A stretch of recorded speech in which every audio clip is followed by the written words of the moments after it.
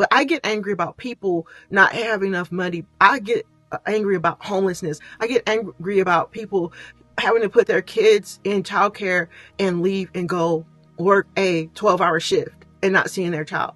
That was part of the reason why I got out of the military, because I had a baby. I could not stand driving to work on the military base, or I was in Italy at the time, and seeing Italian mothers strolling with their babies, and I was taking my baby to a babysitter so I can go do a job that I didn't even want to do. I was doing it just because I felt like I had to. And a lot of you are doing it because you feel like you have to, and that you can't do anything else, and that you're trapped. No, there's always a way out. Come back to the channel. This is the second video in the 9-to-5 job series that started a day ago. So I just want to talk to from my heart. I have compassion, and I want to speak to you from a compassionate place, and what I've seen. I've worked several jobs. My first job was the military.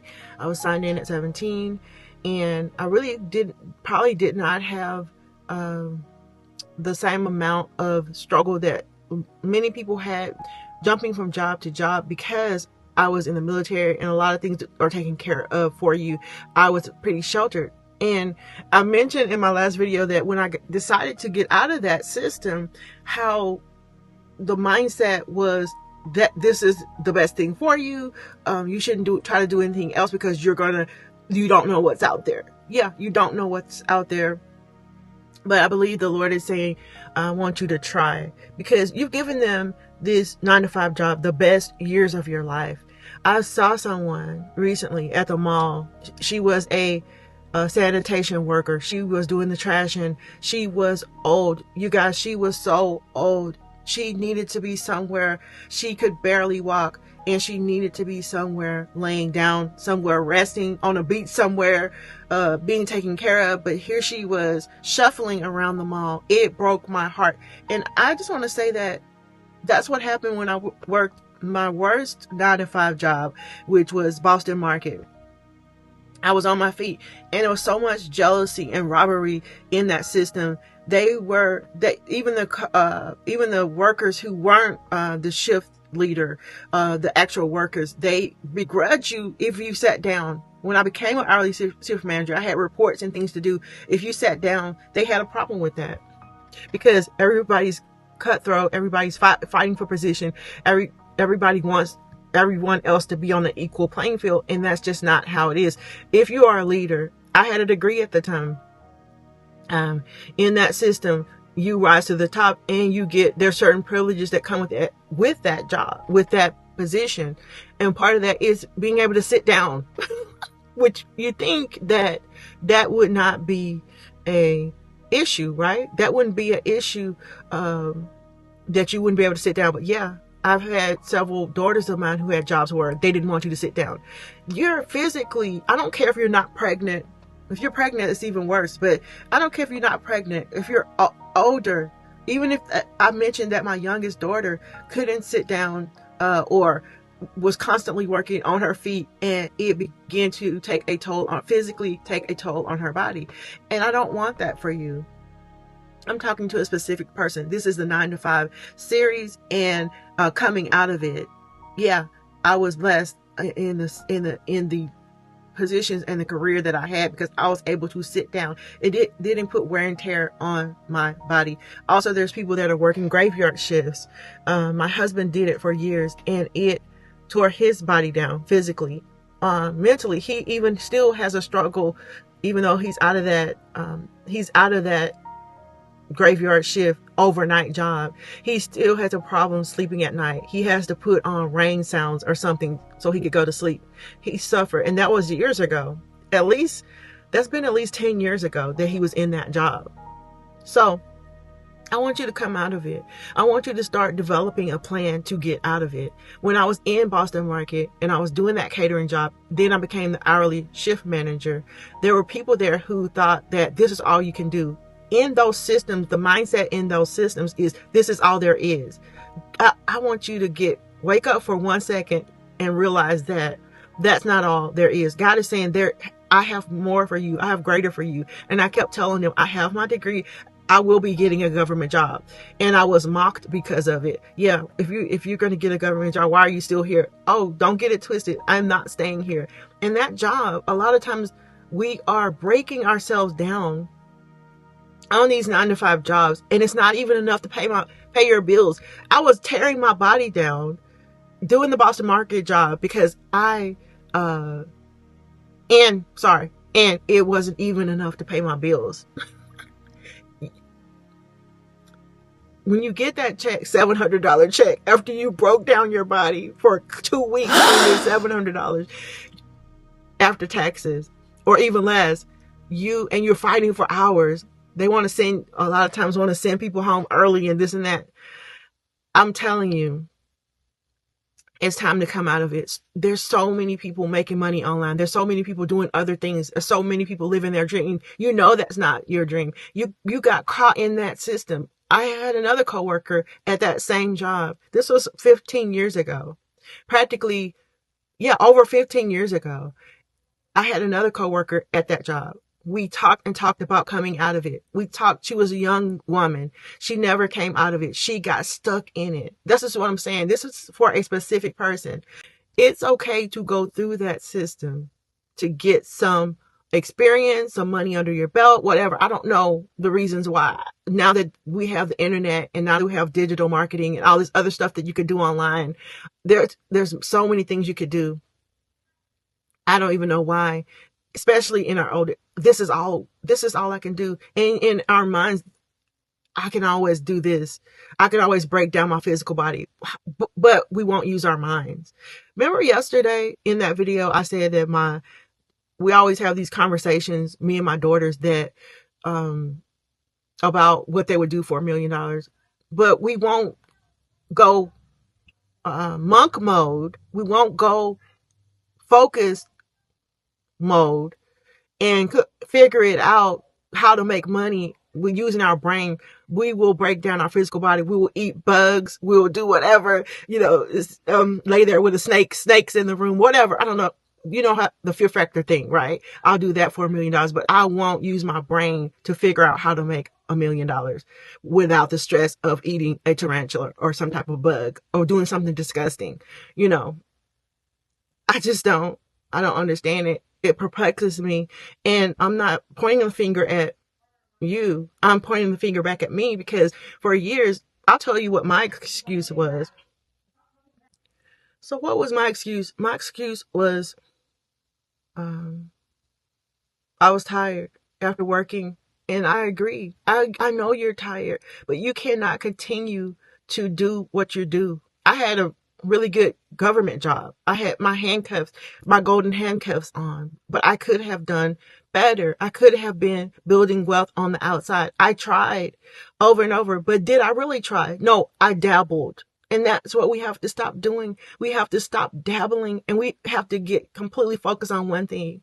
I went through so many YouTube videos looking at these people who said they made $1 million or XYZ online or on YouTube or wherever. The key thing I saw was that they went invisible. They went monk mode. They went completely, utterly focused on one thing.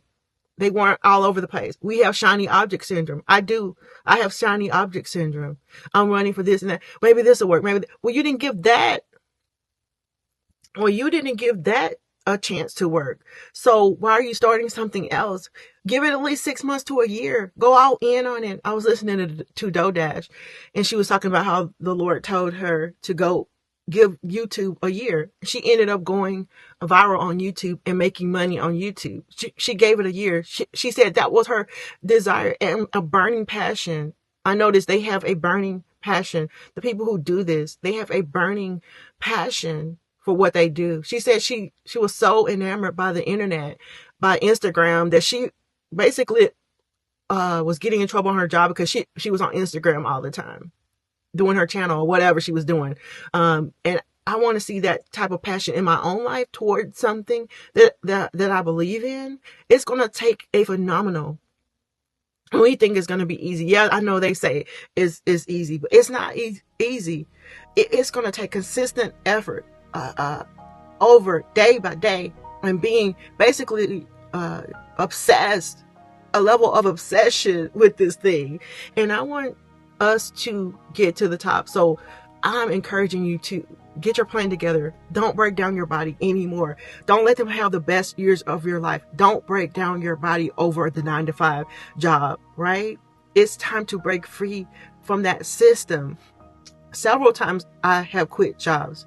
I quit the military, and I don't like the word quit. I left. I was led to leave by the Lord because I needed to take care of my kids. At that time, I was about to have 3 daughters, and I eventually ended up having 4 daughters.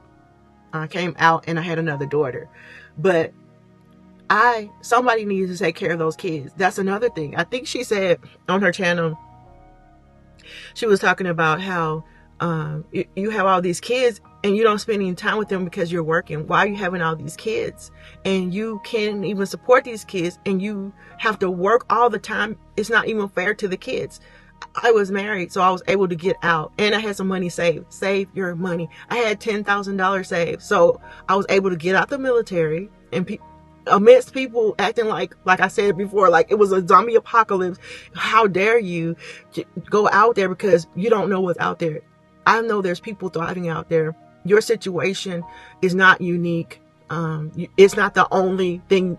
This is not the only way to make money. The way you're breaking down your body and using it and abusing it.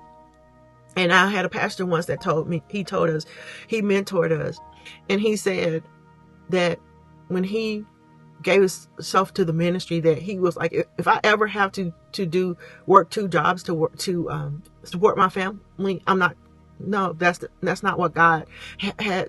That's not the plan of God for my life. He told the Lord that, like, I'm answering this call, but I am never going to be out there working a 9-to-5 job or working 2 jobs to try to support my family.